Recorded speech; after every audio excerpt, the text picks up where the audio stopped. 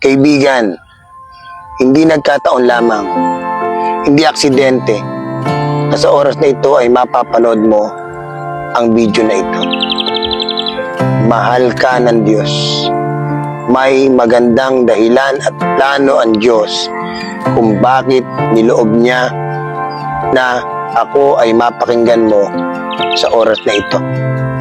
Sapagkat gusto ng Diyos na bigyan ka ng pagkakataon na marinig mo ang mahalagang mensahe na ito mula sa salita ng Diyos. Hallelujah. Ang sabi ng Bible, ipinanganak tayong walang dala, wala rin tayong madadala sa ating pagpanaw. Kaya anumang meron tayo ngayon sa mundong ito na maaari nating mapundar o mabili, pwede tayong magkaroon, pwede tayong makabili ng magandang bahay, mamahaling sasakyan, mamahaling damit, mamahaling gadget.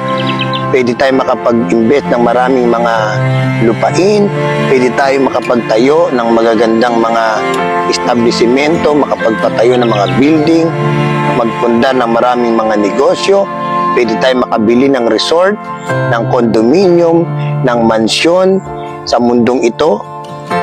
Lahat ng yan, pwede nating mabili kapag tayo nagsikap, nagtrabaho, o yumaman, o umasenso.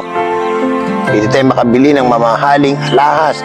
Pwede tayo makabili ng sarili nating jet, eroplano, barko, yate, mamahaling mga sasakyan. Pero katulad ng sinabi ng Biblia, lahat ng pwede nating ipundar sa mundong ito, sa ating pagpanaw, hindi natin iyan madadala. At alam nyo, wala namang masama na magpundar, mag-invest ng mga material na bagay sa mundong ito. No? Walang masamang umasenso.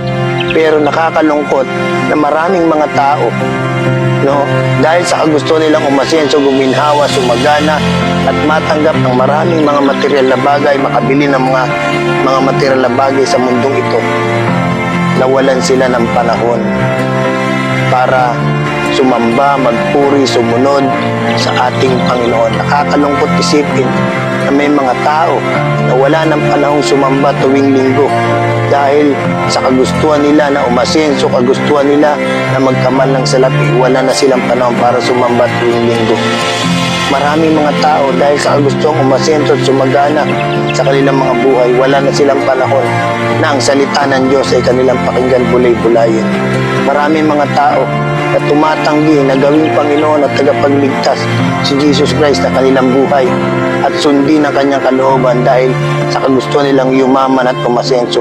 Malungkot na katotohanan na maraming tao pinagpapalit ang Diyos, pinagpapalit ang pagsunod sa Diyos kapalit ng kaginhawaan at mga material na bagay sa mundong ito. Kaibigan, gusto kong sabihin sa iyo, gaano ka man maging matagumpay na tao, maging pinakamayaman tao sa mundong ito, maaaring mapasayo na ang lahat ng bagay sa mundong ito.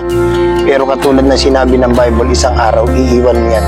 Isang araw wala kang madadala kahit ultimo tornilyo ng iyong bahay, hindi mo madadala sa iyong pagpanaw.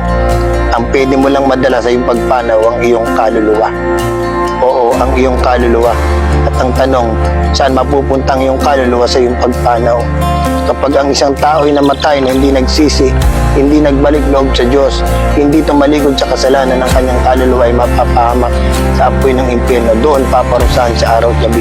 Pero kung ang tao ay nagpasya na si Jesus ay gawin niyang Panginoon at tagapagligtas ng kanyang buhay, at isinuko niya ang buhay niya, siya ay magkakaroon ng buhay na walang hanggan, makakasama niya ang Panginoon magpakailanman. Sa langit doon, walang sakit, walang hirap, walang dusa, wala nang pasakit. Hallelujah. Kaya sa oras na ito, tandaan mo, kung meron kang higit pahalagaan sa buhay na ito, hindi kotse, hindi bahay, hindi pera, hindi negosyo, hindi tao, kundi ang iyong kaluluwa. Sapagkat ano ang mapapala ng isang tao, makamtan man niya ang buong mundo kung mapapahamak naman ang kanyang kaluluwa. Kaya huwag mo sayangin ang oras na ito. Kaya mo ko napanood, nais ng Diyos, higit mong pahalagaan ang iyong kaluluwa.